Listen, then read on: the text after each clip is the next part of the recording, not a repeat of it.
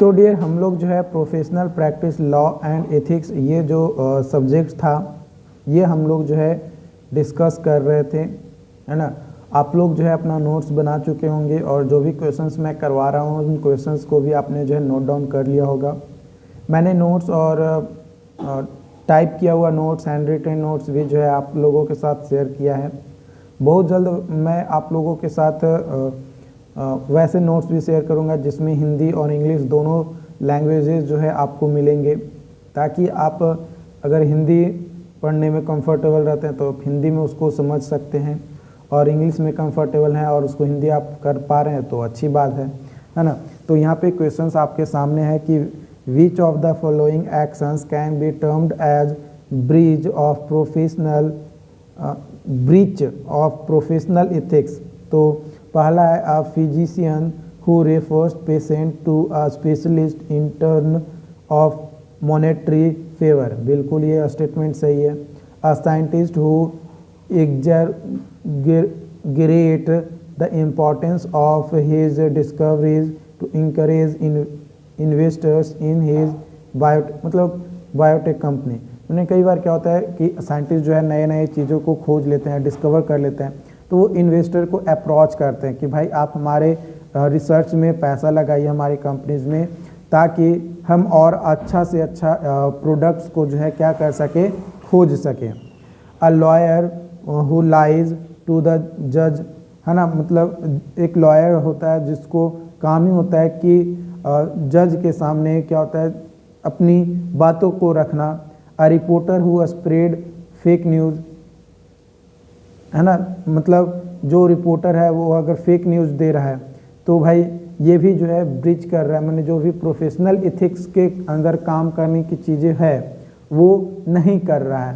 तो ये भी स्टेटमेंट सही है और ये स्टेटमेंट भी सही है, क्योंकि भाई लॉयर का काम है सही बातों को रखना जज के सामने, लेकिन जज के सामने झूठ रख रहा है कि नहीं भाई यही चीज़ आपको मानना है तो मानना है आपको, बस और कुछ नहीं करना है, ठीक है।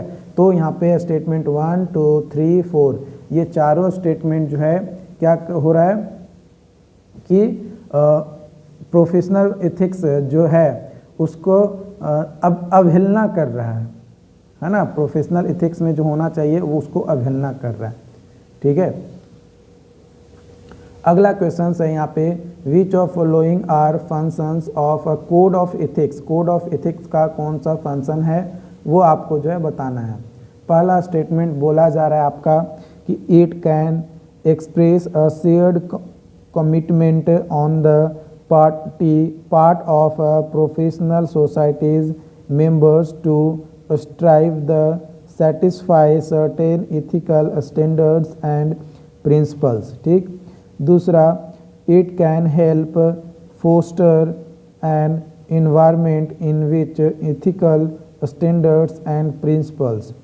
तीसरा है it can serve as a guide or reminder in a specific situations। Fourth है A code can be valuable academic and educational legacy for an organization। अगर आप एकेडमिक या एजुकेशनल फील्ड में जा रहे हैं तो जो कोड है ना, यानी जो ड्रेसेस हैं आपके लिए वो बहुत ज़रूरी है, कोड ऑफ एथिक्स। तो ये चारों स्टेटमेंट जो है हमारे क्या हैं, सही है, ठीक। अगला क्वेश्चन है which of following is an appropriate general principle with regard to engineering ethics. Engineering ethics से के रिगार्डिंग कौन सा जो है जनरल प्रिंसिपल एप्रोप्रिएट है। Engineer shall regard his duty to the public welfare as paramount to all other obligation. जितने भी obligations आ रहे हैं आने दो, उसको भूल जाओ, बट हमें पब्लिक के वेलफेयर के लिए काम करना है, अपने ड्यूटी के लिए वो कर्तव्य है कि नहीं मुझे जो ड्यूटी दिया गया है उस ड्यूटी को जो है मैं भली भांति जो है निभाऊंगा। तो ये हमारा एक जनरल प्रिंसिपल्स है रिगार्डिंग इंजीनियरिंग एथिक्स का, ओके। अगला क्वेश्चन है यहाँ पे which of following statement is the most correct descriptions of the relationship between human and technology. Human and technology के बीच में, तो technology provide apparatus for human actions, है ना। ह्यूमन को एक्शंस करने के लिए जो है टेक्नोलॉजी क्या प्रोवाइड करता है, एक टूल्स है ना, जिसकी मदद से कोई भी इंसान जो है क्या करता है, काम करना स्टार्ट करता है। जैसे अभी मैं आप लोगों को जो सेशन दे रहा हूँ, क्लासेस दे रहा हूँ, ये टेक्नोलॉजी के कारण से ही तो है ना। मैं अपने घर पे बैठा हूँ और घर से आप लोगों को जो है क्लासेस प्रोवाइड करा रहा हूँ, तो ये टेक्नोलॉजी की काम है। तो टेक्नोलॉजी हमें एक टूल्स प्रोवाइड किया, क्या, तो यूट्यूब, हमारा ऐप, मोबाइल फ़ोन्स, ये क्या है, हमें अरे टेक्नोलॉजी है, टेक्नोलॉजी का ये क्रिएशंस है। अब इस टेक्नोलॉजी के कारण से ही आपको मैं क्लास प्रोवाइड कर पा रहा हूँ। कई सारे टीचर्स हैं जो अपने घर पे बैठे हैं और वहाँ से उनकी शौक़ है पढ़ाने की, वो पढ़ा रहे हैं आपको, और आपके पास या जो भी लोग उस क्लास को ले रहे हैं वो अपना क्लासेस कर पा रहे हैं। ठीक है, तो ये चीज़ें हैं। तो टेक्नोलॉजी जो है एक टूल्स के जैसा काम करता है, जिसके कारण से जो ह्यूमंस होता है उसको मतलब काम करना स्टार्ट करता है।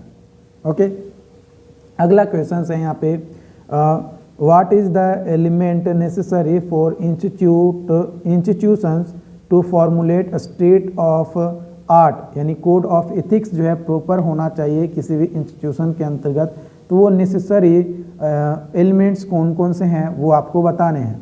पहला है a body of public interest, expert scholarship, enormous funding, professional support. तो यहाँ पे हमारा इनॉर्मस फंडिंग जो है ये नहीं होगा, बाकी स्टेटमेंट 1, 2 और 4 बिल्कुल सही है। ओके, अगला है which of following element must always be the mind of engineers while performing his duty versus ethics. तो भाई पहला पब्लिक सेफ्टी, दूसरा जो है इकोनॉमी, नहीं इकोनॉमी तो क्या है भाई, आप पब्लिक सेफ्टी के लिए जा रहे हैं तो गवर्नमेंट आपको पैसा देगी चाहे जितना पैसा लगे। उसके बाद हेल्थ बिल्कुल सही है, और वेलफेयर। ये तीन चीज़ें जो है हमेशा इंजीनियर्स के माइंड में होना चाहिए जब भी वो अपनी ड्यूटीज़ और एथिक्स पे काम कर रहा है तब।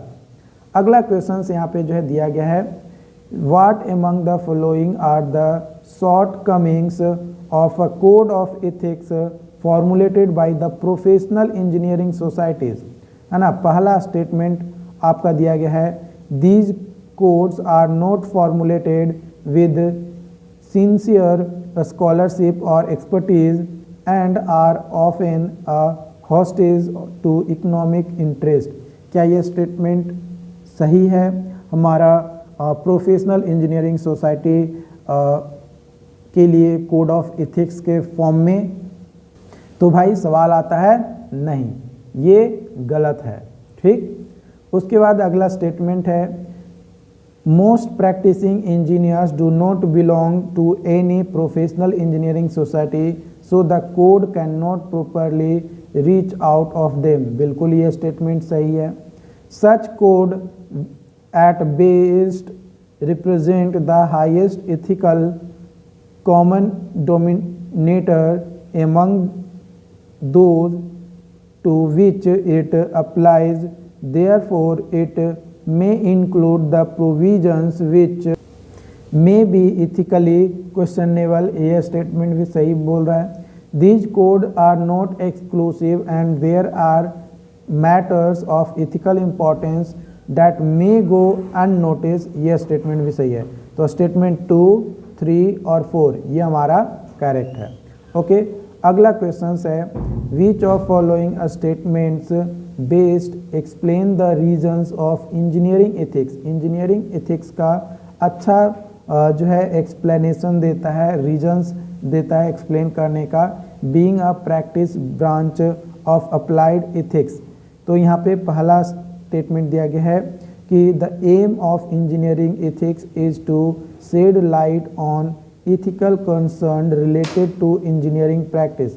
बिल्कुल ये स्टेटमेंट सही रीजन दे रहा है। दूसरा है, it is applied in the sense that ethical considerations are directed to practice rather than theory। ये स्टेटमेंट भी सही है।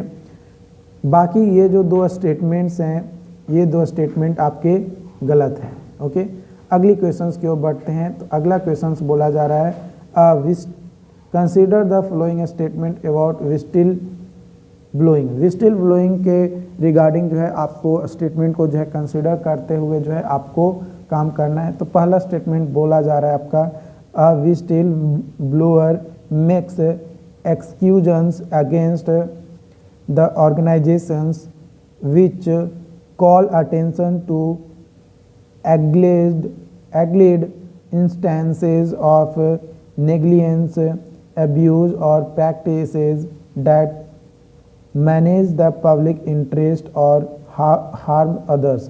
बिल्कुल ये स्टेटमेंट सही है, ये जो भी बातें बोल रही है वो सही है कि जो विस्टिल ब्लोअर है वो एक तरीके का ऑर्गेनाइजेशन में एक्सक्यूजन्स के अगेंस्ट जो है डेवलप होते हैं, और इसमें जो है कई बार कई लोगों को जो है दिक्कतें होती हैं, पब्लिक इंटरेस्ट या फिर अदर्स लोगों को जो है हार्मफुल या हार्मनेस जो है उनको होता है, मतलब कठिनाइयाँ किस जो है डेवलप होती ही हैं।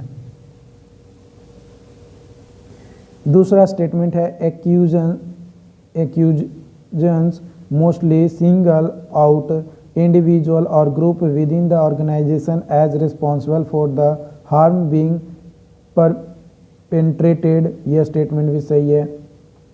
विस्टिल blowing instances can only occur for the profit organization as, नहीं भाई ये स्टेटमेंट गलत है। If the accusations are not made public but only confined to a relative और acquaintances, this would not termed whistle blowing। ये statement भी सही है। अगर कोई पब्लिक को कोई कुछ हो ही नहीं रहा है, सिर्फ रिलेटिव को हो रहा है, तो भाई ये इसको विस्टिल ब्लोइंग नहीं कहेंगे। तो ये स्टेटमेंट जो है हमारे क्या है, सही है। तो आई होप कि आज का जो सेशन था वो आपको समझ में आया हो, और अगली क्लासेस में हम लोग आगे और भी क्वेश्चंस के बारे में डिस्कस करेंगे। Thank you.